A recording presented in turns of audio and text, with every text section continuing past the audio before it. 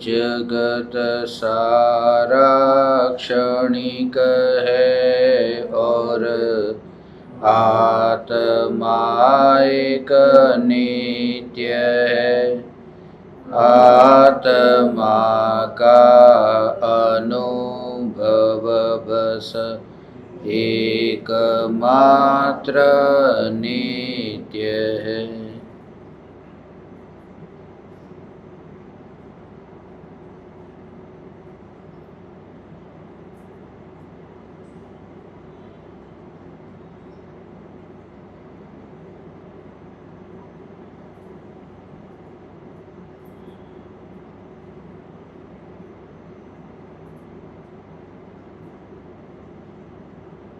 चैतन्य स्वभावी भगवान आत्मा अनादि अनंत शुद्ध चैतन्य मात्र है। ज्ञान मात्र है।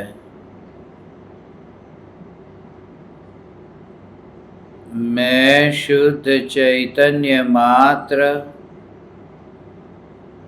ज्ञान मात्र, भगवान आत्मा हूँ। प्रति समय यह जागृति बनी रहे। इस जागृति का नाम धर्म है।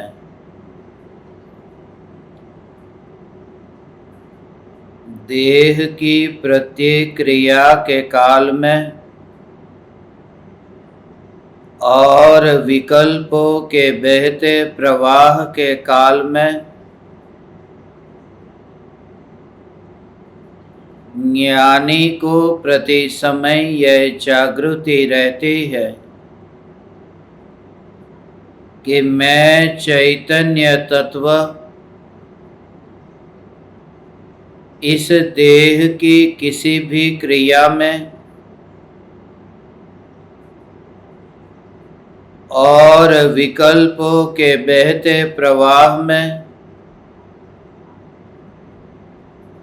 कहीं भी मिला नहीं हूँ। ऐसा शुद्ध चैतन्य तत्व मैं हूँ। प्रति समय स्वयं की शुद्ध चैतन्य सत्ता का बोध आत्म जागृति ही धर्म है।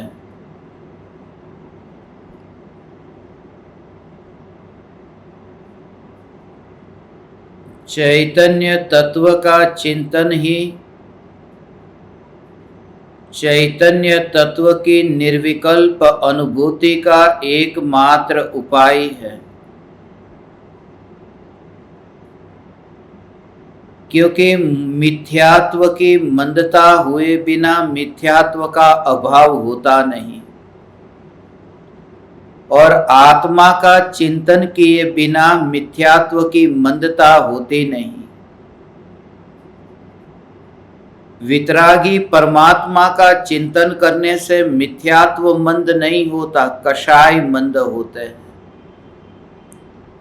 कषाय भावों में जो तीव्र और मंदता का भेद है, उन भेदों का कारण पर पदार्थों में रागी का चिंतन है या अज्ञानी का चिंतन है या फिर वितरागी का चिंतन है और सर्वज्ञ का चिंतन है।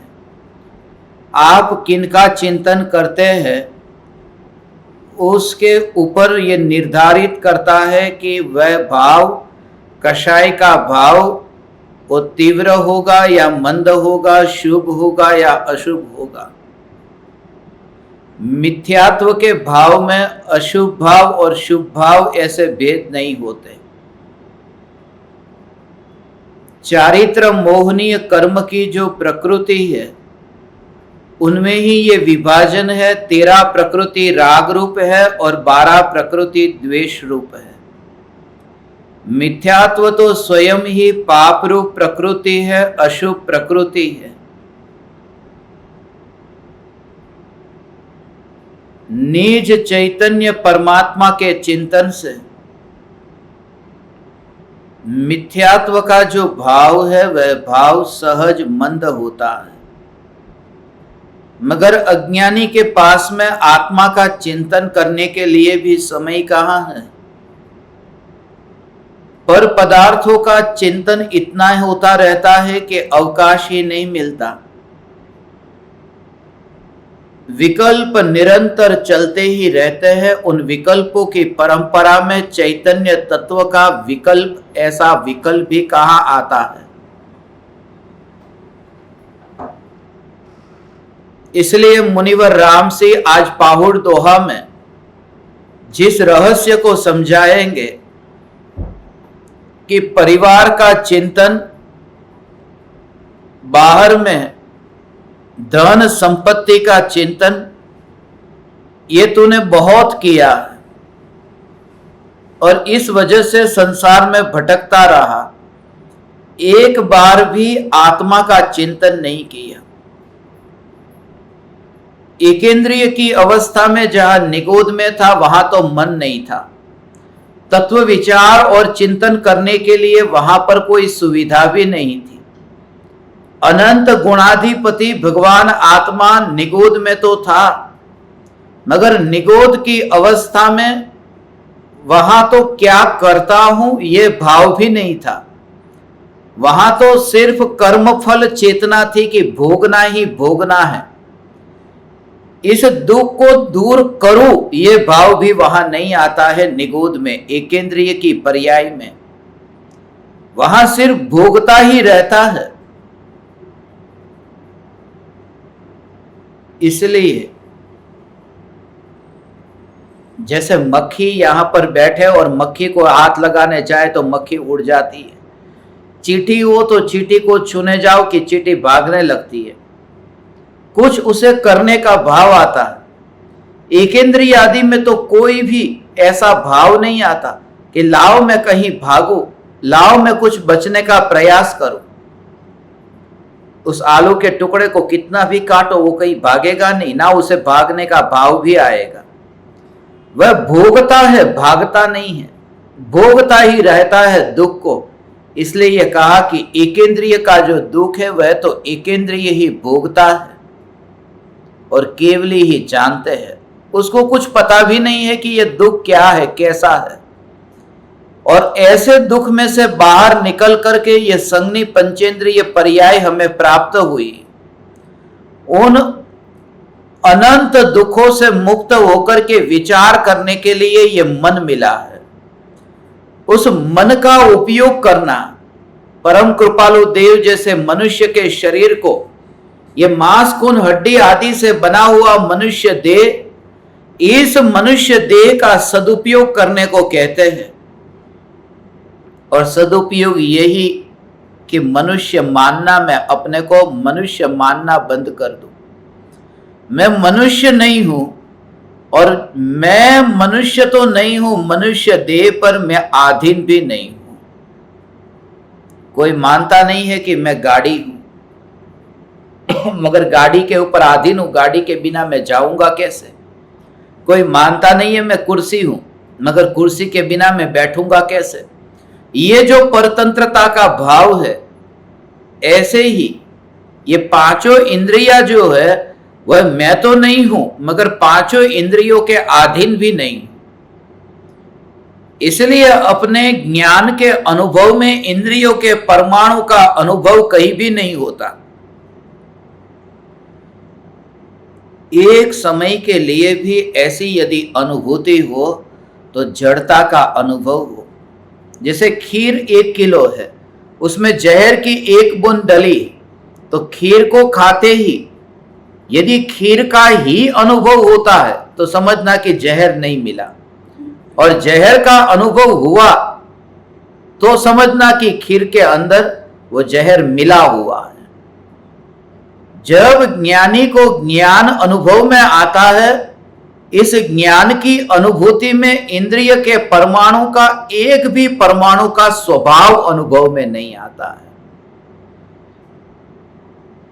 एक भी परमाणु, यहां तक कि 5 इंद्रिय के परमाणु और 8 पखड़ियों के कमल के जैसे आकार वाला हृदय के मध्य में जो मन है, द्रव्य मन है, उस द्रव्य मन के परमाणु भी, वह तो इतना सूक्ष्म है कि डॉक्टर ऑपरेशन करे तो भी दिखाई न दे, इतना सूक्ष्म मन है।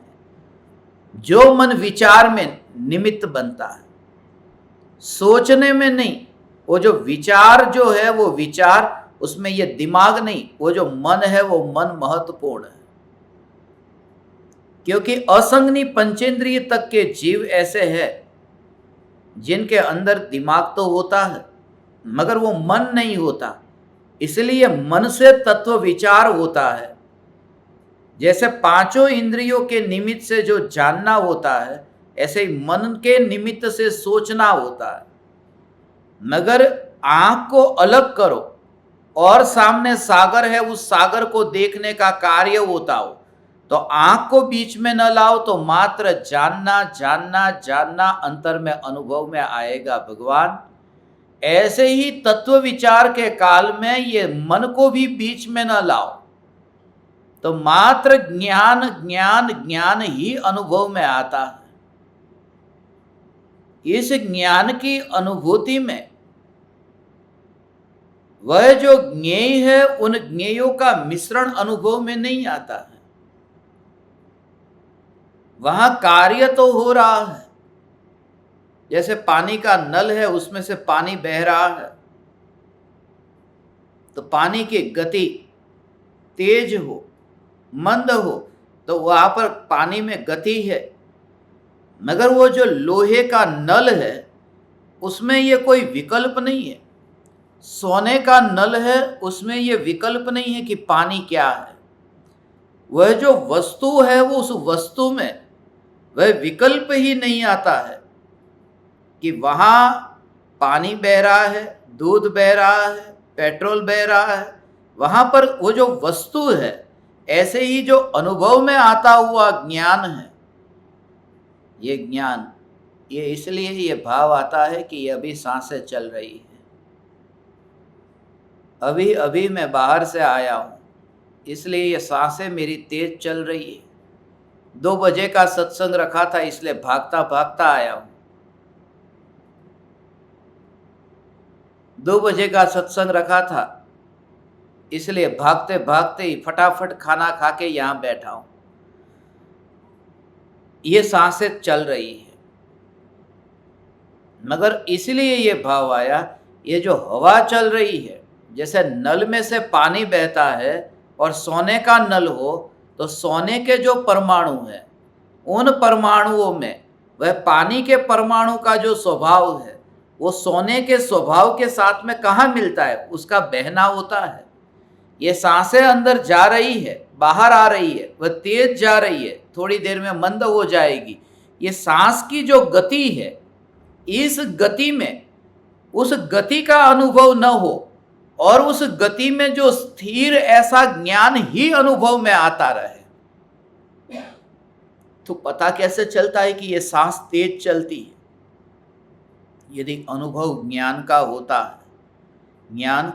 है तो दोनों में खास समझना, एक तो होता है ज्ञान में जानने का कार्य होना और एक उस जानने के कार्य में ज्ञान मात्र की अनुभूति होना। एक तो होता है कि क्रियाओं का प्रतिबिंब पड़ना और उस प्रतिबिंबित होने के काल में ज्ञान की अनुभूति होना। ये दोनों क्रिया अलग अलग है। अग्नि दर्पण में प्रतिबिंबित हो, ये अलग कार्य है, और हाथ दर्पण को छूता है, ये अलग कार्य है। ये दर्पण को छूने का कार्य है वो हाथ का है, और प्रतिबिंबित होने का जो कार्य है वो अग्नि का है। तो देह की क्रिया जो है वो ज्ञान में प्रतिबिंबित तो होती है, मगर उस प्रतिबिंब में इतनी अलिप्तता रहती है। वह प्रतिबिंब ज्ञान में जानने में तो आता है, मगर वह इतना गौण होता है कि उसकी गौणता उसके होने पर भी वो अंतर में अनुभव में नहीं आया है। जो रुचि है वो रुचि का विषय वहां पर अनुभव में आया, वह है, वह सत्य है। मगर जैसे ही वो हलवे को चम्मच से उठाया और जीभ पर लिया तो उसमें चम्मच में भी कोई ना कोई स्वाद तो है ना। मगर चम्मच में जो स्वाद है, जीभ को जब चम्मच छूती है तो चम्मच में स्वाद होने पर भी, क्योंकि पुद्गल है ना, चम्मच पुद्गल है और सभी पुद्गल में स्पर्श रस गंध वर्ण ये गुण होते ही होते हैं, तो वो चम्मच में भी रस तो है, कैसा भी करके रस तो है। वो रस जीभ को छूते ही वहां पर ये विकल्प नहीं आता है कि चम्मच का रस कैसा है, वो चखने पर भी, चखने में तो आया है मगर रुचि नहीं होने से हलवे का ही स्वाद अनुभव में आता है। ये ज्ञान में ज्ञेय झलकते तो है, जानने में आते हैं, मगर उन ज्ञेयों में रुचि नहीं होने से ये ज्ञान ही ज्ञान ही ज्ञान ही यहां पर अंतर में है। ये ज्ञान ही परिणमित हो रहा है, इसमें कोई ज्ञेय नहीं है। ऐसा तो इसी ज्ञान से जान जो परिणमित हो रहा है। परमाणुओं को एक और रखकर, जैसे हो परमाणुओं को एक और रखकर, ये परीक्षा की घड़ी जब आती है तब वहां पर बच्चे यदि नोटबुक लेकर के बैठे, किताब लेकर के बैठे, नोट्स बनाए वो लेकर के बैठे, कैसा कि वो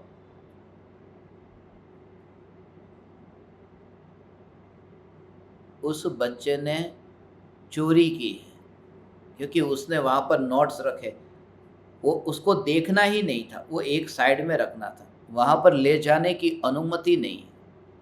जैसे जो भी पहले था, कितना कितना उसने पढ़ा था, वो पढ़ा हुआ जितना था वह सब वहां पर उसके साथ में गया है, मगर जिसमें से वो पढ़ा था, जो उसका निमित्त बना था, वो सब एक और पढ़ा है। अब उसको वो हाथ नहीं लगाता, लगा नहीं सकता।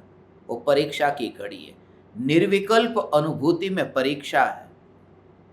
इसलिए तो ये प्रयोग से, ये प्रयोगात्मक परीक्षा है, इसलिए तो प्रायोग्य लब्धि से गुजर करके उस करण तक पहुंचता है, परिणामों तक पहुंचता है। करण का अर्थ परिणाम है। जो निर्विकल्प अनुभूति होती है भगवान, ऐसा त्रिकाल ध्रुव चैतन्य परमात्मा कि वहां ये इंद्रियों के परमाणु उसको लेकर के वहां नहीं बैठता। बच्चे को कह दे नोटबुक तेरी एक और रख दे। ऐसे ही जब तू ज्ञान ज्ञान ज्ञान ऐसा चिंतन करता है, तब तू ये पांचों इंद्रियों को एक और रख करके प्रामाणिक होकर के तू बैठ। वो बच्चा प्रामाणिक है यदि वो नोट्स नोटबुक्स उसको बाहर ही छोड़ दे, तब तू ज्ञान स्वरूप ही ऐसा अनुभव करेगा कि मैं चैतन्य परमात्मा ज्ञान मात्र ऐसा ध्रुव। तू देह के परमाणुओं वाला नहीं, तू ज्ञान रूप अनुभव करता है। तब तुझे स्पष्ट रूप से ये दिखाई देगा। तब तुझे भगवान ये कहना नहीं पड़ेगा कि ये शरीर को तू तेरा मत मान। ज्ञानी को आश्चर्य होता है, शरीर को तेरा मत मान, ये बात भी बतानी पड़ती है, क्योंकि तू इतना ज्ञान स्वरूप है और देह में जब गया नहीं, देह देह में है, तू उस मिथ्यात्व में गया नहीं, मिथ्यात्व मिथ्यात्व में है। ऐसा तू न्यायक देव चैतन्य परमात्मा, अब मैं तुझे क्या कहूं कि तू मोह का भाव छोड़ दे। ऐसा जो तू चैतन्य परमात्मा है, जीवन भर यही यही यही यही वाणी निकलती रहे। यदि मुंह से वाणी निकले तो यही वाणी निकले, तो ज्ञान का घनपिंड परमात्मा है। देह को छोड़, विकल्प को छोड़, ये बात नहीं, मिथ्यात्व को छोड़, राग द्वेष को छोड़, ये बात नहीं। तू ऐसा परिपूर्ण ज्ञायक देव है कि जिसकी अनुभूति में यहां अनुभव हो ही नहीं सकता। परमाणु अंदर में आए तो अनुभव हो। वो बच्चा तो नोटबुक लेकर के जा सकता है, क्योंकि वो जहां पर बैठा है ना, जहां पर जिस टेबल पर बैठा है, टेबल के नीचे भी थोड़ी जगह है, अपनी जेब में भी थोड़ी जगह है कि पर्ची लेकर के जाए और नकल करे। तो वहां पर कोई ना कोई जगह तो है ना कि जहां पर वो परीक्षा दे रहा है वहां कुछ पर्ची लेकर के चला जाए। मगर यहां जो ज्ञान पूरा अंतर में ध्यान की अवस्था में अनुभव में आता है, ऐसा पूर्ण ज्ञान स्वरूप जो अनुभव में आता है, उस पूर्ण स्वरूप में तो कहीं जगह नहीं है, जगह नहीं है, ऐसा मैं परिपूर्ण ज्ञान कि उन विकल्प को लेकर के कैसे अंदर जाऊं। वो पढ़ा था ना पहले, जिसमें से जिस किताब में से पढ़ा था वो पहले की बात हो गई, जिसका उपयोग किया था वो पुरानी बात हो गई।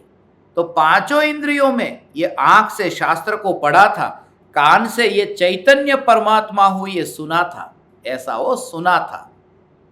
अंतर में जो अनुभव हुआ है वो अनुभव के बारे में तो अज्ञानी कल्पना तक नहीं कर सकता हो। निराकुल आनंद की कल्पना भी कैसे करे, क्योंकि हमारी कल्पना भी भूतकाल के साथ में संबंधित है, जुड़ी हुई है। भविष्य के बारे में हम कुछ नहीं जानते, भविष्य के बारे में कुछ कह ही नहीं सकते।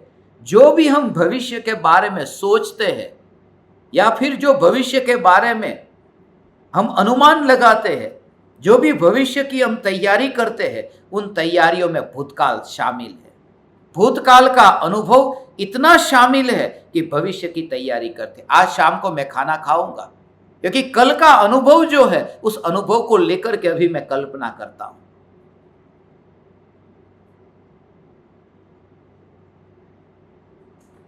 मैं कहीं ना कहीं भूतकाल को लेकर के साथ में मैं विमान में बैठूंगा। अब जीवन में जो कभी विमान में बैठा ही नहीं है, उसने विमान को उड़ता हुआ तो देखा नहीं। जब वो विमान में उड़ने का आनंद भोगूंगा ये भी सोचता है, तब उसने विमान भूतकाल में देखा है। हमारा जो भविष्य का विचार भी चलता है उसमें भूतकाल नियम से शामिल होता है, और अज्ञानी का भूतकाल जो है वो तो दुख से भरा हुआ है, पूरा का पूरा दुख से भरा है, इसलिए वो भविष्य के आनंद के बारे में सोच ही नहीं सकता। अंतर में जो चैतन्य परमात्मा की निर्विकल्प अनुभूति का आनंद है उसकी कल्पना नहीं की जा सकती, उसका मात्र अनुभव होता है, और उस अनुभव में भूतकाल साक्षी नहीं होता। सत्ता त्रिकाल है, वह गवाह बन जाती है कि मैं हूं। भविष्य में सुख मिलेगा, उसमें नियम जानो कि भूतकाल बीच में खटकेगा ही खटकेगा। भूतकाल का जो अनुभव है वो बीच में आएगा। कुछ न कुछ देखा है ना। यहां पर सांप आ जाए तो क्या होगा जरा सोचो। जैसे ही मैं ये कहूंगा तुम्हारे पहले सांप, माने बचपन में तुमने सांप के बारे में कहीं पढ़ा था, सांप के बारे में कहीं सुना था, टीवी में सांप के बारे में कुछ देखा था, नजर के सामने कहीं सांप देखा था। जो भी भूतकाल में जितना भी स्टोर किया हुआ है उसी को लेकर के फिर भविष्य की कल्पना करते हैं, और इस वजह से वो आत्मा का जो भविष्य में प्रकट होगा सुख अज्ञानी समझ ही नहीं पाता। इसलिए अज्ञानियों को समझा ही नहीं सकते ज्ञानी कि वह सुख कैसा होगा, क्योंकि अज्ञानी के पास में जो कुछ भी भूतकाल का अनुभव है वह तो पूरा का पूरा दुख से और आकुलता से भरा हुआ है, और जो निराकुल आनंद है वो उससे बिल्कुल विपरीत जाति का है, इसलिए कोई कनेक्शन मैच नहीं होता। मगर एक हो सकता है कि सत्ता का अनुभव हो, स्वभाव का अनुभव हो भगवान, ऐसा ये चैतन्य परमात्मा। इसलिए कहा तू भविष्य की कल्पना को छोड़ कि भविष्य में आनंद कैसा आएगा। जैसे ही तेरी भविष्य की कल्पना छूटी ने कि भविष्य में कैसा आनंद आएगा, तो भूतकाल का स्मरण भी छूट जाएगा, क्योंकि भूतकाल का स्मरण तो पैदा होता था, भविष्य काल की कल्पनाओं के आशाओं के ऊपर वो भूतकाल का स्मरण होता था। अब न भूतकाल का स्मरण है क्योंकि न भविष्य काल की कल्पना है। तब जो वर्तमान में प्रत्यक्ष ऐसा जो ये अनुभव में आ रहा है, ये ज्ञान, यही पर्याप्त है। न एक समय के पहले का, न एक समय के बाद का, न भूत न भविष्य, कोई का विकल्प नहीं। और एक समय में जो वर्तमान में ये ज्ञान अनुभव में आ रहा है, इस समय में निराकुल हूं। हे चैतन्य चैतन्य चैतन्य परमात्मा, ऐसा जो त्रिकाल ज्ञायक देव, ओ ओ ओ ओ ओ,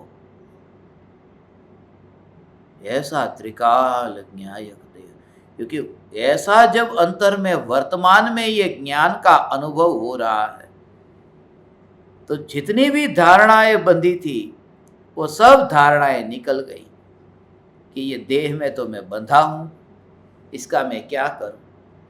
जब ये अनुभव में आया, ये स्वीकार होते ही ये यहाँ बैठा है, ये भाव ही नहीं आता। जीभ पर हलवा अनुभव में आया तो चम्मच के ऊपर बैठा है, अब ये चम्मच का क्या करूं, चम्मच के ऊपर बैठा है, चम्मच के साथ बंधा है। ये विकल्प किसको आता है? क्योंकि अनुभव जब हो रहा है ना, अनुभव नहीं होता तो चम्मच को तोड़ डालूं, चम्मच को काट डालूं, चम्मच को हटा डालूं, उससे अलग कर दूं, तो ये भाव आ सकता है। मगर उसके होने पर भी जब वो मिठास का अनुभव है तो चम्मच से द्वेष कौन करेगा? इसलिए ज्ञानी को देह से कोई द्वेष ही नहीं है, राग भी नहीं है और द्वेष भी नहीं है। क्योंकि जो अनुभव में आ रहा है ये त्रिकाल ध्रुव चैतन्य परमात्मा यही तो है, ऐसा मैं परमात्मा हूं। हे चैतन्य परमात्मा, तू परमात्मा होकर के सामने बैठ। ये जो तू बैठा है परमात्मा होकर के बैठ, तू स्त्री होकर के, पुरुष होकर के, मनुष्य होकर के मत बैठ। तू देह में रह करके यहां सामने मत आ, देह में रह करके सामने मत आ। तू चोरी मत कर, तू परीक्षा के ग्रह में आया है, तू चोरी मत कर। तू देह को उधर ही पड़ा रहने दे जहां वो है, क्योंकि उस स्वचतुष्टय में है देह जो पुद्गल के है। जब तू अपने बारे में ऐसा सोच कि मैं, यहां पर मुनिवर राम सी आत्मचिंतन के बारे में कहते हैं कि आत्मा का चिंतन आज तक नहीं किया, जिसमें देह की बात ही नहीं है। इसलिए तो तेरी देह की सभी क्रियाओं को माफ कर दिया। पर्युषण में इस बार ज्ञान दीपक को कहा ने, तुमको भगवान जैसे बैठना है ऐसे बैठो, जैसा मन लगे ऐसे बैठ लिया, पैर फैलाकर बैठ जाओ। मैं किसी को कुछ नहीं कहूंगा, सत्संग चल रहा है नहीं कहूंगा, तुम्हें जैसे बैठना है ऐसे बैठो, लेटना लेट जाओ, तुमको जैसा करना है ऐसा करो। मेरा सिर्फ इतना कहना है कि तू देह के साथ में बैठा है कि ज्ञान का अनुभव करता है। बस जैसे ही तू ज्ञान का अनुभव हो रहा है ऐसा तुझे अंदर में भाव आने लगे, अब ये देह तो बैठा लेटा, ये देह के परमाणु अब अर्थी के ऊपर लेट के जा रही है या फिर पद्मासन में पालखी निकली है, उससे उस आत्मा को क्या फर्क पड़ता है जो आत्मा यहां से निकल गया? उसको क्या फर्क पड़ता है? वो तो देह में ही नहीं है। जब तू इतना ज्ञान अनुभव अंतर में करता है तब देह के परमाणु तो तू खींचता नहीं है, ज्ञान मांस को चूसता नहीं है, ज्ञान मांस को चूसता नहीं है। और ये ज्ञान मुझे अनुभव में आ रहा है, वो देह को चूसता नहीं है, पड़ा रहता है देह। हे चैतन्य परमात्मा, ऐसे ज्ञान में दृढ़ता ला दो, ऐसी ज्ञान की ध्रुव चैतन्य परमात्मा की दृढ़ता। फिर शरीर को तू ग्रहण कैसे करेगा? किस द्वार से ग्रहण करेगा? किस स्वभाव से ग्रहण करेगा? द्वार है नहीं क्योंकि घनपिंड है, स्वभाव है नहीं जड़ को ग्रहण करने का क्योंकि त्यागोपादान शून्यत्व शक्ति संपन्न है। पर को ग्रहण करे ऐसा स्वभाव नहीं है, वरना स्वयं में कुछ बढ़ जाएगा और पर का कुछ घट जाएगा। मगर इस जगत में न तो कुछ बढ़ता है न कुछ घटता है, मात्र पर्याय पलटती है, और वह भी अपने में रह करके पलटती है। तब फिर ये देह अनुभव में आया कैसे? मैं जो त्रिकाल ध्रुव, ये ज्ञान जो अनुभव में आता है, और तू उस ज्ञान में भी उपयोगात्मक जो ज्ञान है, जो जानता है, उसको लेकर के मत चिंतन कर। ध्रुव सत्ता को मुख्य करके तू ये अंतर में वेद ज्ञान कर। ध्रुव चैतन्य परमात्मा सत्ता, ऐसा ये ध्रुव चैतन्य परमात्मा सत्ता माने जब उपयोग को अंतर्मुख करूं, उपयोग को मैं अंदर में ढालूं, उपयोग अंतर्मुख हो, ऐसा भाव मत कर। ध्यान में अब मैं लीन होता हूं, ये मेरा ध्यान अभी आत्मा में गया, आत्मा में गया, ऐसा भाव लेकर के मत बैठना, नहीं तो तू फिर वही नरक निगोद की फिर तैयारी करता है। ध्रुव का जोर का मतलब मेरा उपयोग आत्मा में कब जाएगा ऐसा भाव नहीं, उपयोग मेरी ओर कब ढलेगा। उपयोग मेरी ओर ढलता है, उसमें मैं का भाव माने न्यायक का जोर अधिक आता है। सौगानी जी का ये वाक्य था, जब तत्व चिंतन ये चलता है तब उपयोग आत्मा में जाएगा, उसमें तो पर्याय पर बैठा है। और उपयोग मेरी ओर कब आएगा?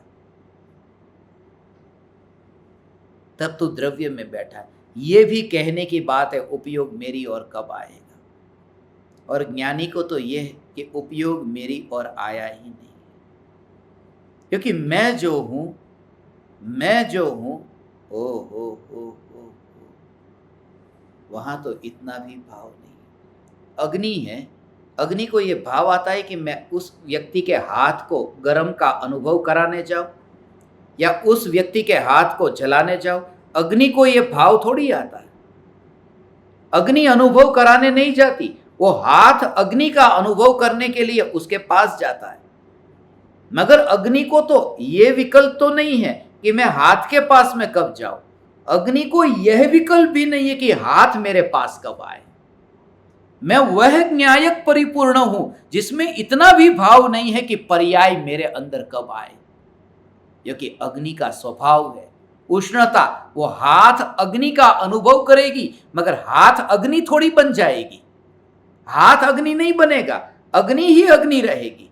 तो जो ध्रुव चैतन्य परमात्मा में ढलने वाला उपयोग, वह भी ध्रुव चैतन्य परमात्मा हो ही नहीं सकता। मैं वह ध्रुव परमात्मा हूं। ऐसा अंतर में ध्रुव का जोर आता है, तब उपयोग उपयोग उसमें ही ढलता है। हे चैतन्य परमात्मा, ऐसा जो उपयोग स्वरूप भगवान आत्मा ढलता है, ये पर्याय का पक्ष है। मैं ध्रुव ज्ञायक देव ऐसा परमात्मा तत्व हूं। हो ऐसा मुनिवर राम सिंह पाहुड़ दोहा में ये जो आज ये परिवार जनों की बात के, तू उनका चिंतन जितना करता है, उस चिंतन से तेरा कोई भला नहीं होगा। पत्नी के लिए तूने इतना चिंतन किया कि मैं कल न रहूं तो पत्नी को इतना पैसा मिले। बेटों के लिए मैंने बैंक में एफडी जमा करके रख दी है कि उनके लिए जिंदगी भर मैं न रहूं तो उन्हें किसी के सामने हाथ न फैलाना पड़े। तरह तरह का ये जो दिन रात सोचता रहता है, ये जो दिमाग में, वही खोपड़ी में जो भरा पड़ा रहता है कि रात को भी नींद खुलते ही उसके दिमाग में यही विचार आता है, कितना धन, कितनी संपत्ति, क्या परिवार, ये सब दिन रात वही चिंतन चलता रहता है। उसमें उसको फुर्सत कहाँ मिलती है कि मैं कौन हूं, आया कहां से। और ऐसा जीव अवसर गवा देता है। ओह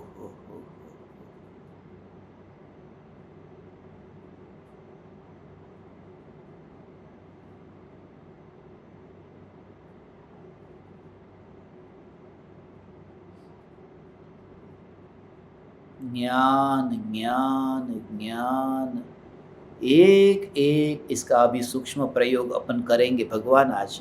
देखो, पहले मैं दोहा पढ़ लेता हूँ, फिर अंतर से ही ये जो आत्मस्वरूप का चिंतन और उपयोग जब अंतर में ढलता है, तब पर्याय में ढलने का अनुभव होता है। और फिर भी वो मैं ढली ऐसी दृष्टि ही नहीं होती है। और सम्यक दर्शन ध्रुव के लक्ष्य से, ध्रुव के आश्रय से कैसे टिका रहता है, 24 घंटे टिका रहता है, उसका भाव अभी समझते हैं। देखो,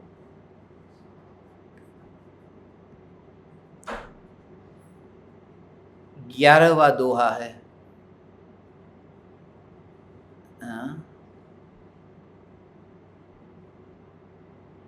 मोखो न पावहि जीव तुहुम घणो धणो परियणो चिंतन्तु तोई विचिंतहि तऊ जीतऊ पावहि सुखो महंतो। हे जीव, तू धन और परिजन का चिंतन करने से मोक्ष नहीं पा सकता। अतः तू अपने आत्मा का ही चिंतन कर, जिससे तू महान सुख को पावेगा। धन और परिजन का चिंतन करने से मोक्ष नहीं पा सकता। मुनिवर राम से मुनि है न, छोड़ चुके हैं, धन भी नहीं है उनके पास, परिजन भी नहीं है उनके पास, परम धन पा लिया है, इसलिए बाहर का धन वो याद ही नहीं आता। ध्रुव चैतन्य सत्ता का जोर हो ऐसा, मुझे मेरे पुण्य और पाप पर श्रद्धा तू रख। तेरे पुण्य के उदय में यदि धन मिलना होगा मिलेगा, नहीं मिलना होगा नहीं मिलेगा। तेरा जो कर्म का उदय जैसा है, बस 2 टाइम की रोटी नहीं मिलेगी। जो चैतन्य परमात्मा की साधना आराधना करता है उसे मिल जाएगी। मुझे किसी पर भी भरोसा नहीं है कि कोई मुझे खाना देगा, मुझे किसी पर भरोसा नहीं है कि कोई मुझे धन देगा, मुझे किसी पर भरोसा नहीं है कि कोई मुझे रहने को घर देगा, मुझे किसी पर भरोसा नहीं। एक श्रद्धा है, एक श्रद्धा है कि कोई मुझे मेरे पुण्य को छीन नहीं सकता। मेरे पुण्य का उदय जो होगा वो वही मुझे मिलेगा, जो मेरे पुण्य के उदय में मेरे किस्मत में जो लिखा है वो मुझे मिलेगा। ऐसा जोर कि मुझे किसी पर भरोसा नहीं है।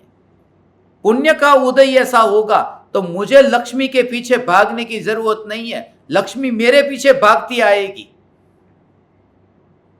पुण्य का उदय ऐसा होगा तो थाली में इतने तरह तरह के व्यंजन थाली में आ जाएंगे।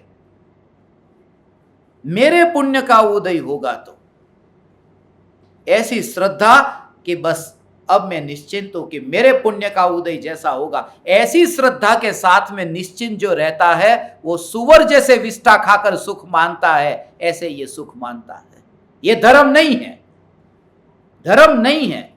धर्म इसका नाम है कि पुण्य का उदय आएगा तो रोटी मिलेगी, मगर जो रोटी मिलेगी वो ध्रुव को नहीं मिलेगी। वो ज्ञान से भरपूर ध्रुव, मैं ध्रुव हूं, ऐसा ध्रुव की मस्ती में रहता है, उसका नाम आनंद है। पुण्य का पाप का उदय वो तो कर्म की गिनती करे, कर्म की गिनती करता है जो, जड़ की गिनती करता है जो, वो पाप की और पुण्य की गिनती करता रहता है जो, वो सुखी कैसे होगा? अपने स्वरूप में ही जो मस्त रहता है, जिसको पुण्य पाप से लेना देना नहीं। अनंत काल तक पुण्य और पाप मेरे नहीं हो सकते, ऐसा मैं न्यायक देव हूं। तो उस पुण्य से ही नाता तोड़ दे, तोड़ दे माने तेरा नाता ही नहीं है, ऐसा हो। ये आयुष्य कर्म का उदय जब तक है तब तक मैं जीऊंगा। कोई मुझे मार नहीं सकता, किसी डॉक्टर में दम नहीं है कि जब मेरी मृत्यु हो तो मुझे बचा सके, और किसी में दम नहीं है कि जब तक मेरा आयुष्य है उससे पहले कोई मुझे मार सके।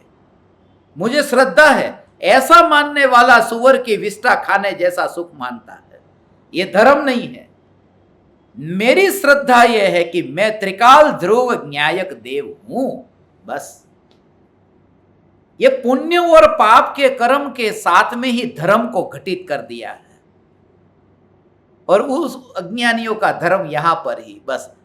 कोई कहता है कि धन को मेहनत करके कमा लूंगा, और कोई कहता है कि धन को मेहनत करके नहीं, वो पुण्य के उदय में होगा तो आ जाएगा।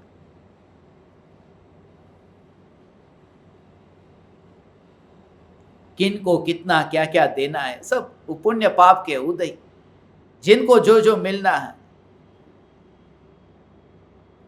मैं सोमालिया जाने वाला हूं तो वहां की अमेरिका की वेबसाइट के ऊपर, स्टेट गवर्नमेंट की वेबसाइट के ऊपर यह लिखा है कि आपके पास में यदि कोई धन संपत्ति है तो वो किसको देनी है, वो सब यहां पर कॉन्ट्रैक्ट लिख करके देना, सब विल बिल सब तैयार करके सबके नाम पे करके ही उस देश में आना।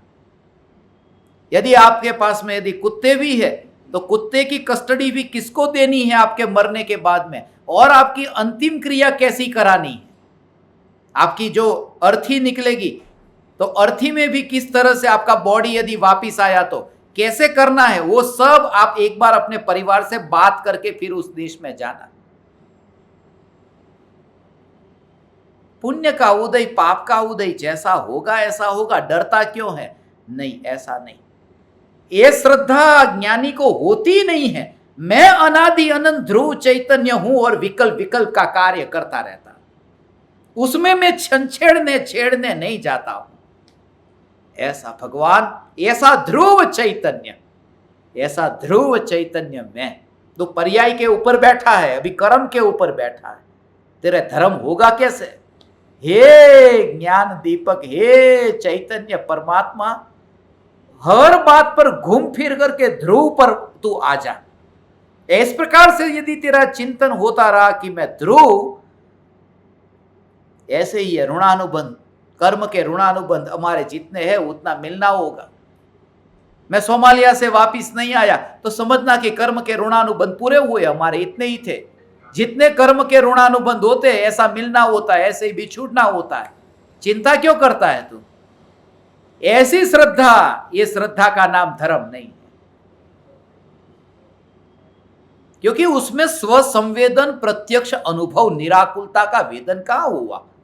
वहां तो विकल्प चलते रहे, तेरे पुण्य का उदय इतना था, मेरा इतना था, दोनों का योग इतना मिलना था, अब ये पूरा हुआ, तो उसमें तो विकल्प की जंजाल है, उसमें निराकुल शांति का वेदन कहां है? जहां निराकुल शांति है वहां तो उदय, बंध, सत्ता, उत्कर्षण, अपकर्षण, संक्रमण, निदत्ति, निकाचित, क्षय, क्षयोपशम, उपशम, कोई भी कर्म की कोई भी अवस्था वहां पर नहीं, कर्म ही नहीं है। वहां अकेला एकमात्र ध्रुव न्यायक देव रहता है। यो हो। ये गांधी जी कहते थे ना, गांधी जी की समाधि के पास में वहां पर कि मैं जिस मार्ग पर चलाऊं ये मार्ग बहुत सकड़ा है, सकड़ा है, मगर मैं ध्रुव चैतन्य परमात्मा ऐसा हूं कि जिस मार्ग पर, जो सकड़ा मार्ग है उस पर जा भी नहीं सकता, क्योंकि मेरी यात्रा नहीं होती, मैं ध्रुव हूं। मार्ग तो वहां होता है जहां मंजिल होती है, मेरी कोई मंजिल नहीं है, मैं तो अनादि अनंत हूं। ये मंजिल तो संसार हो है और मोक्ष होगा, वो तो दिमाग का जाल है। यहां पर मैं ध्रुव चैतन्य परमात्मा हूं ऐसा जोर जब तक नहीं आएगा तब तक संसार छूटेगा नहीं और मोक्ष मिलेगा नहीं। संसार मोक्ष है ये मना कहां करता हूं, मगर तेरे स्वरूप में वो संसार मोक्ष नहीं है, उस स्वरूप का तू चिंतन कर जिसमें संसार और मोक्ष नहीं है। हे ज्ञान दीपक, ऐसी ध्रुव चैतन्य की मस्ती, कोई कर्म का विचार मत कर, पुण्य पाप के उदय से जो मिलेगा नहीं मिलेगा अंदर में भाव ही नहीं है। कोई तुम्हारा धन लेकर के चला गया, धन लेकर नहीं गया, तुम्हारा पुण्य चला गया है। घर में से वस्तु चोर लेके नहीं जाता, वो जो पुण्य था वो खाली हो गया, मगर तुझे इसमें ही धर्म करते रहना है। जैसे ही तिजोरी खाली हुई दिखाई दी, कह रहे मेरा पुण्य इतना था, खत्म हुआ। नहीं, ये खाली तिजोरी जिस ज्ञान में प्रतिबिंबित हो रही है, ये ज्ञान खाली है कि भरपूर है? तुरंत ही अपने पर आ। जब तक तू घूम फिर करके अपने पर नहीं आएगा तब तक शांति नहीं है, नहीं तो वहां पर ही घूमेगा कि उतना ही पुण्य का उदय था, बस मेरा पुण्य का उदय पूरा हुआ। चोर, लुटेरा, उसका पुण्य का उदय शुरू हो गया, उसकी पत्नी, उसके परिवारजनों का पुण्य का उदय शुरू हो गया, मेरा और मेरे परिवारजनों का पुण्य का उदय पूरा हो गया। ऐसी गिनती करता रहेगा तो निराकुल आनंद का वेदन कब होगा? वो तो विकल्प का जाल चलता रहेगा।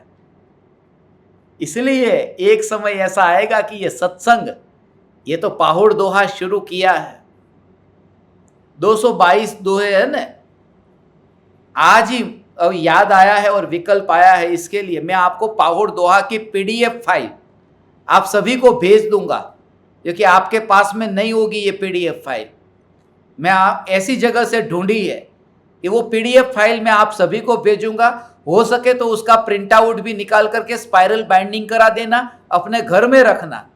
ये एक यादगार सत्संग है।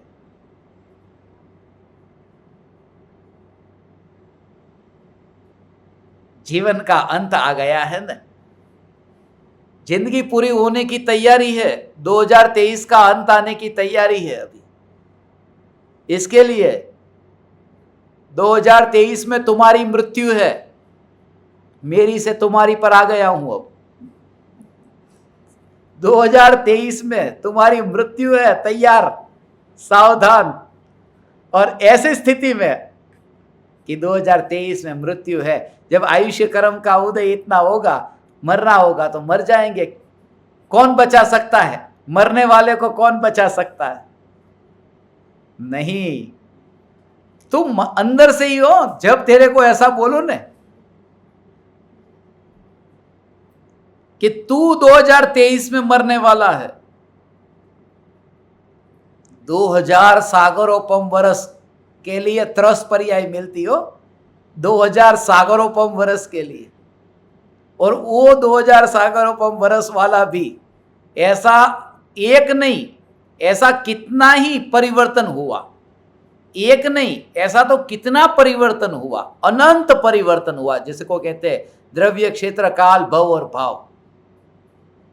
ऐसा परावर्तन हुआ।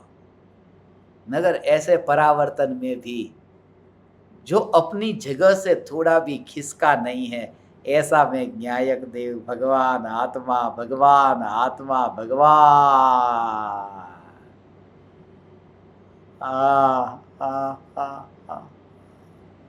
ये न्यायक न्यायक न्यायक की ऐसी ध्रुवता कि खसकता नहीं है। अनुभव करने वाली एक एक समय की पर्याय। ज्ञान ये अनुभव में आया, ज्ञान ये अनुभव में आया, वो वहीं पर ही रहा। बस एक बेटा माँ को छुआ, नमस्कार किया, आदर किया, मस्तक झुकाया, सिर टेका, ऐसे ही फिर वो आगे गया।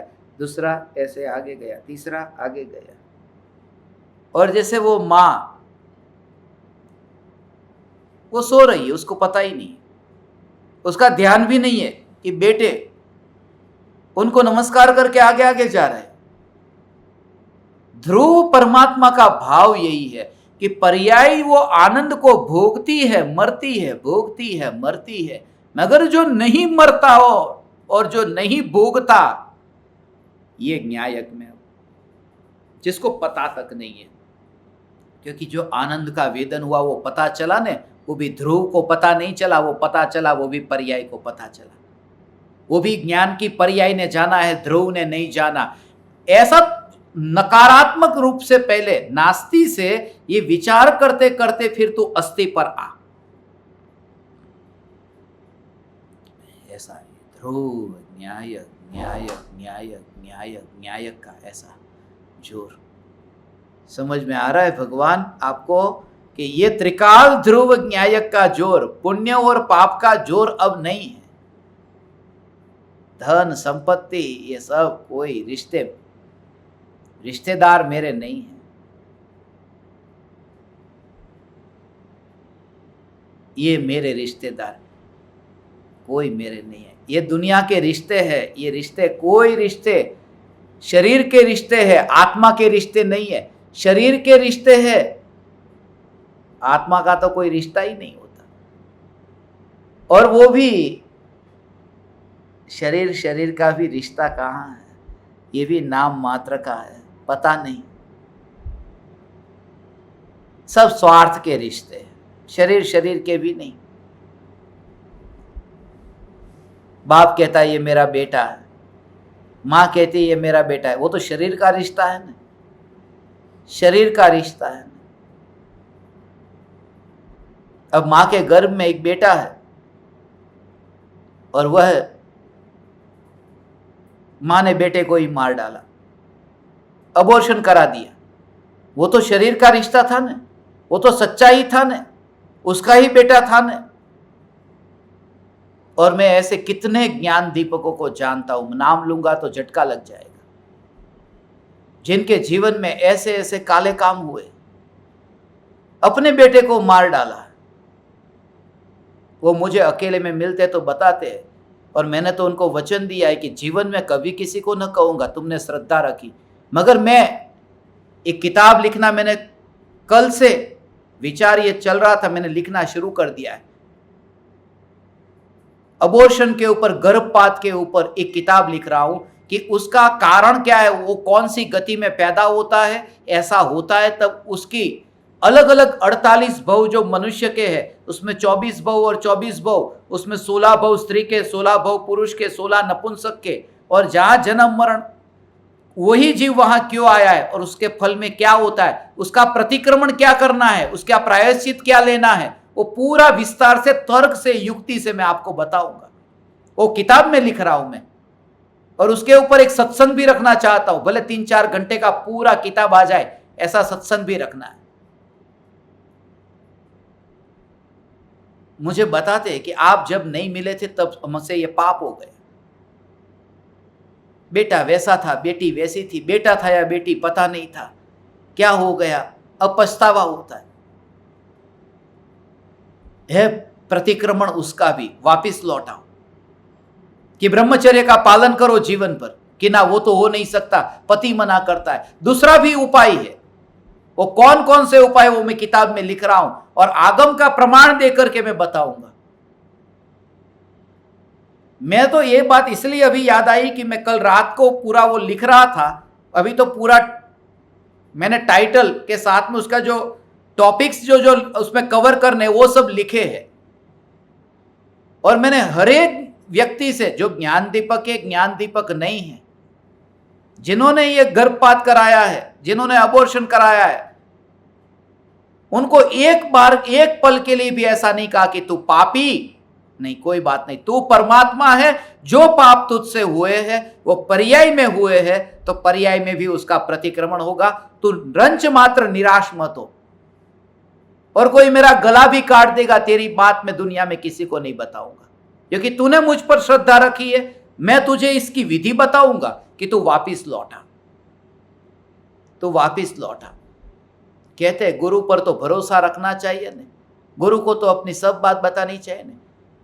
मैंने बहुत से ज्ञान दीपकों से मिला, सोच नहीं सकते ये व्यक्ति ऐसा, मगर नहीं, परिणाम है हम सब ने पाप किए, कौन नहीं करके बैठा है। आज तू यदि जाग जाए, समझ जाए, तो आज प्रतिक्रमण करके वापस लौट सकता है। क्योंकि जो पानी को छान कर उबाल कर पीने वाला, वो अपने ही पेट में अपने ही बच्चे को जान से मार डाले। बच्चा जैसे ही दौड़ता है, पैर में ऐसे ही ठोकर लग जाए कि पहले ही अरे पापा, ये नहीं निकलता, ओए मां, चाचा, मामा, बुआ, फुआ, ये कुछ नहीं निकलता, ओए मां। मां, मां माने गिरते हुए को बचाए, वो मां। छोटे बच्चे को भी पता है, मैं गिरता हूं तब बचाने वाली मां होती है। जो बचाने वाली मां होती है वही गिराने वाला काम करती है। जो डॉक्टर जिसने सर्टिफिकेट लिया है दूसरे को जिंदगी देने का, वो दूसरे की जिंदगी छीनने का काम करता है चंद रुपयों के लिए। ऐसा जो पाप, जो पंचेंद्रिय जीव का, ये मनुष्य का शरीर है, उसका ही बेटा है, माने ये रिश्ते मां और बेटे के रिश्ते भी झूठी बात है, ये बाप और बेटे के रिश्ते भी झूठी बात है। ये रिश्ते दुनिया में जितने भी, ये स्वार्थ के रिश्ते हैं और कुछ भी नहीं। बेटे का जन्म तो देने को मैं तैयार थी, मगर बेटा अंदर से डॉक्टर ने बता दिया है कि अब नॉर्मल था, हैंडीकेप पैदा होता, हैंडीकेप पैदा होता, क्योंकि तुझे जिंदगी भर उसको बड़ा करना पड़ता। तकलीफ तेरी थी, उसकी तकलीफ नहीं थी। उसे तो उसमें भी जीने में आनंद था, क्योंकि उसने तो मान लिया था शरीर मेरा है, और अपने शरीर मानने वाले को शरीर छोड़ने का भाव किसको आता है, वो भी मनुष्य में। कितने भी अंधे, लूले, लंगड़े लोग हैं ना, कौन मरना चाहता है, आत्महत्या कौन करता है? उसे तो जीना था, तू गुलाम होना नहीं चाहता था। ये तो मुनिवर राम सिंह ने कहा है कि रिश्ते जितने हैं उसका तू विचार करता है, ये रिश्ते भी, ये परिवारजन भी नाम मात्र के हैं। तूने तो स्वार्थ से रिश्ता जोड़ा है।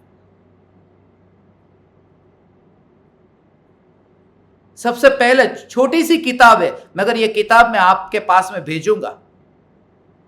सबसे पहले, भले वो प्रिंट जब होकर के आएगी तब आएगी, पीडीएफ फाइल ऐसी ही करके मैं आपको भेज दूंगा, उसको पढ़ना। सब अलग अलग एंगल बताए। पत्नी तो कहती है कि मैं अब आजीवन ब्रह्मचर्य का पालन करने को तैयार हूं, मगर मेरा पति मना करता है। पति मना करता है, मगर तू पालन करके नहीं, मैं पालन करूंगी और पति को मैं भोग नहीं भोगने दूंगी तो पति किसी पराई स्त्री के साथ भोग भोगेगा और बड़ा पाप लगेगा, इसलिए मैं व्रत नहीं ले सकती, घर में रहती हूं, क्या करूं मैं। परिस्थिति बहुत, उसकी मजबूरी इतनी है, अब करे तो करे क्या। और तुम्हें पता है, मुझे तो ऐसे ज्ञान दीपकों में एक व्यक्ति ऐसी मिली है कि जो अंदर से पहला भाव आया कि यदि उस बच्चे को नहीं मार डाला होता वो मुनि होने वाला था। वो भावलिंगी मुनि होने के लिए जैसे पैदा हो रहा था। और तूने उस भावलिंगी, मैंने एक वाक्य भी लिखा था 4-5 साल पहले आपको, जब आज का विचार भेजता था, उसमें अनंत सिद्धों के गर्भ में बैठने से पहले उस भावी सिद्ध को तूने तेरे गर्भ में से ही विदा करा दिया। ये कोई रिश्ते सब स्वार्थ के हैं। इतनी दृढ़ता आ जाए, कोई बेटा बेटा नहीं है, कोई बाप बाप नहीं है, कोई मां मां नहीं है,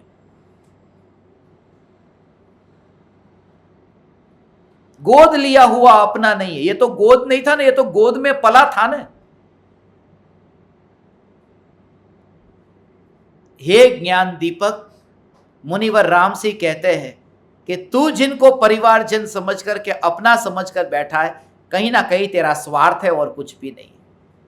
स्वार्थ की नींव पर ये रिश्ते टके हैं। जैसे समुद्र के किनारे पर रेत के जो लड्डू बनते हैं, ऐसे ही हमारे रिश्ते हैं। जैसे ही पानी सूख गया लड्डू बिखर जाता है, ऐसे ही यहां स्वार्थ खत्म हो गया कि रिश्ते बिखर जाते हैं। और ज्ञानी को आश्चर्य नहीं होता कि बिखर गया रिश्ता, आनंद आता है। धन्य भागी हूं मैं, संसार का स्वरूप मैंने समझ लिया कि यही संसार है। हे ज्ञान दीपक, इस स्वरूप को समझ करके भूतकाल में तुझसे कोई भी पाप हुए हो, उससे भी तू निराश मत होना। तू परमात्मा ही है, तू परमात्मा ही है। मगर अब तू वापिस लौटा।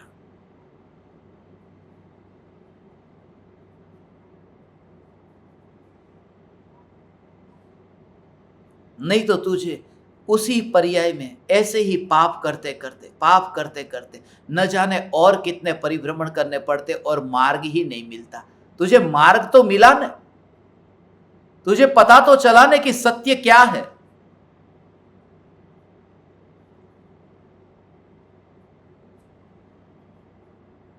मैं नहीं करना चाहती थी, मेरी सास ने जबरदस्ती कहा, मैं नहीं करना चाहती थी, मेरे पति ने जबरदस्ती कहा, मगर पाप तो तुझसे हुआ ना, उसका फल तो तुझे भोगना पड़ेगा, उसका फल भोगना पड़ेगा। और वो कैसे भोगना पड़ेगा उसका कारण भी बताऊंगा। कहां कहां जाकर के जन्म होता है, कैसे कैसे में जन्म होता है। नरक में जाता है तो नरक में क्यों पैदा होता है, नरक में ही क्यों पैदा होगा, क्योंकि जो तुझे मिला था उसका तूने अनादर किया है, अपराध किया है। नरक में बच्चे पैदा नहीं होते, नारकी सब नपुंसक होते हैं, वहां स्त्री और पुरुष होते ही नहीं है, वहां स्त्री पुरुष का भोग नहीं होता, वहां नारकी सब नपुंसक है। और नारकी का जन्म भी उत्पाद जन्म होता है, गर्भज जन्म नहीं होता। ऊपर से ही सीधे बिल में पड़ते हैं, ऐसे गिरते हैं, और गिरते ही सीधी वहां पर लड़ाइयां शुरू हो जाती है। जिन चाकू से बच्चे को मारा था, ऐसे ही लोग वहां पर लेकर के चाकू से एक दूसरे को काटते रहते हैं नरक के अंदर। और मैं प्रमाण दूंगा आपको आगम की।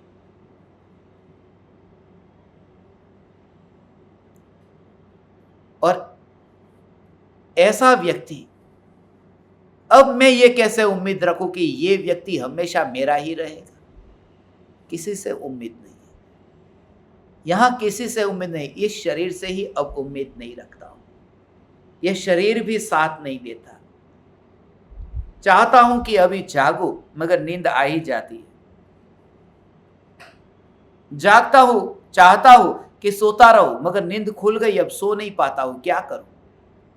यह देह ही मेरे विकल्प के अनुसार नहीं चलता।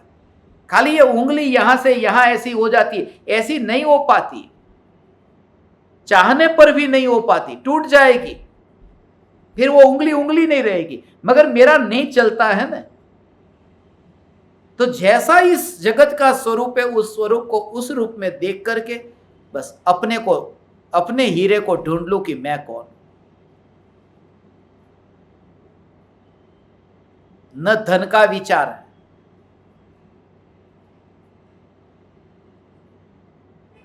न बाहर के सहयोग का विचार।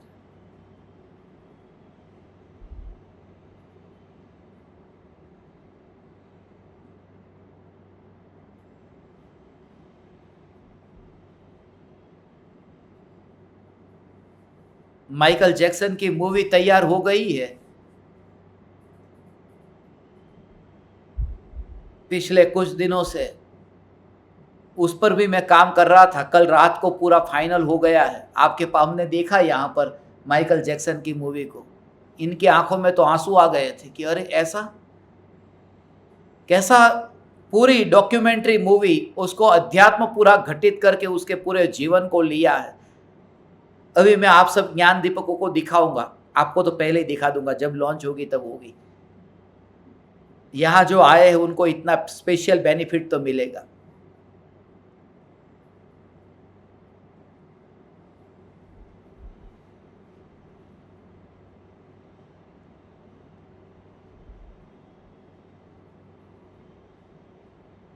पच्चीस सालों तक डॉक्टर से पूछे बिना खाना नहीं खाया है। 25 सालों तक लेबोरेटरी में उसका हर टाइम का खाना लेबोरेटरी में चेक होता था, उसके बाद में वो खाता था। इसमें कौन कौन से तत्व है, कितना विटामिन, प्रोटीन, कैल्शियम, ये सब पूरा का पूरा चार्ट तैयार होगा लेबोरेटरी में। डॉक्टर चेक करते और उसके बाद में वो खाता। और चाहता था कि मैं 150 साल जीऊं। कहाँ खो गया पता नहीं चला। तो जितनी भी दिमाग के अंदर ये धारणा पड़ी हुई है, ये शरीर ही मेरा साथ नहीं देता, मैं क्या करूं। साथ चाहिए किसको शरीर का, मेरे में कमी क्या है। साथ तो वो लोग मांगते हैं जो कमजोर होते हैं। तो आज तू ये प्रयोग कर ज्ञान दीपक, क्या कि घूम फिर करके स्वरूप में आना है। ये पूरे सत्संग का सार है। जो होगा सो होगा, नहीं वहां अटक मत जाना। जो होगा सो होगा, मगर जिस चैतन्य स्वरूप में वो कुछ नहीं होता, जो ज्ञान से कुछ नहीं होता, वहां भी मत अटकना, नहीं तो फिर वो नास्ती वाली बात आई। जिस चैतन्य स्वरूप में कुछ नहीं होता ऐसा में नहीं, मैं जो असंख्य प्रदेशों में ज्ञान से भरपूर ऐसा अखंड तत्व हूं, यही मैं हूं। अनंत गुणों से भरपूर हो, टुकड़े जिसके नहीं हो सकते। 100 रुपये की नोट है, उसके 2 टुकड़े कर दो और मैं आपको कहूं कि 50 आपके 50 आपके, तो वो 50-50 नहीं रहे, 1 रुपया भी नहीं रहेगा। वो खंडित नहीं हो सकता, वो अखंड है। वो है 100, मगर अखंड रह करके वो 100 है। ऐसे ही मैं चैतन्य परमात्मा परिपूर्ण हूं, उसमें टुकड़े नहीं हो सकते, एक गुण भी कम नहीं होता। ऐसा अपना अहोभाव आए तो घूम फिर करके चैतन्य पर, ऐसा मैं चैतन्य परमात्मा हूं, मैं ज्ञायक देव हूं, मैं ज्ञान स्वरूप भगवान आत्मा हूं। ऐसा हो। आज शाम को आपकी बीवी खाना नहीं देगी तो स्वीकार कर लोगे ना? स्वीकार कर लूंगा। नहीं, ये अधर्म। कहां पर आना है? मैं ज्ञान से परिपूर्ण चैतन्य परमात्मा हूं, बस वहां पर जो घटना घटती है उसमें घटना में धर्म को घटित मत जा।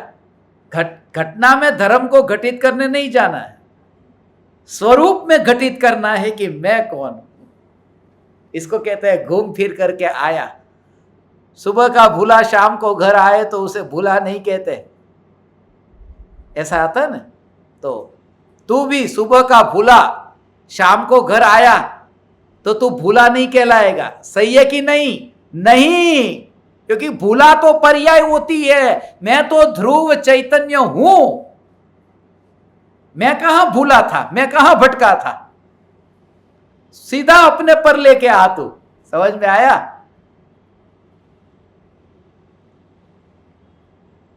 आज दोपहर में 2 से 4 यहां पर हमारा सत्संग होने वाला था। मगर फिर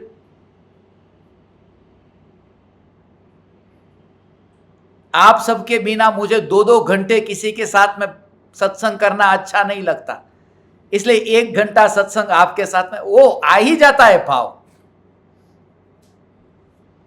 क्या करूं, कुछ कुछ वो अंदर से होता है कि लाओ लाइव रख ही देता हूं, 1 घंटा तो 1 घंटा। आप ज्ञान दीपकों से ये करबद्ध निवेदन करता हूं, हाथ जोड़ करके निवेदन करता हूं भगवान कि आप ये भेद ज्ञान का अभ्यास करना, आपके लिए ये शोभा देता है। हाथ जोड़ करके निवेदन करूं, ये एक गुरु एक शिष्य के लिए हाथ जोड़ करके निवेदन करे, ये शोभा देता है। आजा घूम फिर करके, मैं ध्रुव चैतन्य हूं, कोई गुरु नहीं कोई शिष्य नहीं, तूने आदर कर दिया। ऐसा ध्रुव चैतन्य हूं, मेरे सामने कोई हाथ जोड़ता है? ध्रुव के सामने कोई हाथ जोड़ता है? ध्रुव तो अनादि अनंत सत्ता है ना, तो ध्रुव ध्रुव ध्रुव ला तू ऐसा जोर।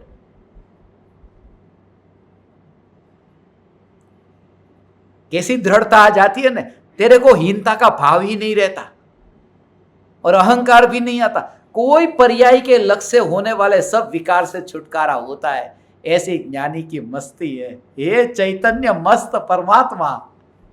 ओ, ओ, ओ।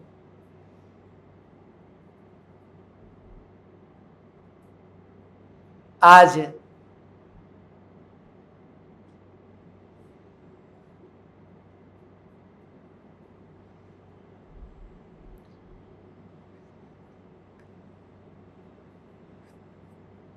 पाहुड़ दोहा पर अभी संक्षेप में ये जो 11वें दोहे पर मैंने आपको बताया, आज आपको मैं इसकी PDF फाइल भेजूंगा। बहुत ही जल्दी अपन मैं आपको माइकल जैक्सन की क्षणभंगुर जीवन के बोध की डॉक्यूमेंट्री भी भेजूंगा, और 1-2 दिन के लिए मैं यहाँ दिल्ली में हूँ। उसके बाद में बाहर गाँव यहाँ से मैं निकल जाऊँगा। तो जब आगे का कार्यक्रम कुछ निश्चित होगा तो मैं आपको बताऊंगा। मगर एक बात पक्की है कि जहाँ पर भी हम रहेंगे, आप जहाँ पर रहो, मैं जहाँ पर रहूँ, अपना सत्संग चैतन्य के जोर से अपना सत्संग सब जगह होता ही रहेगा, ऐसी मैं मंगल भावना पाता हूँ। और आप समस्त ज्ञान दीपकों को प्रणाम करता हूँ। प्रणाम। चैतन्य चैतन्य चैतन्य। अहो अहो श्री सद्गुरु करुणा सिंधु अपार, इस पामर पर प्रभु किया अहो अहो उपकार, अहो अहो उपकार। देह सहित जिनकी दशा, वरते देहा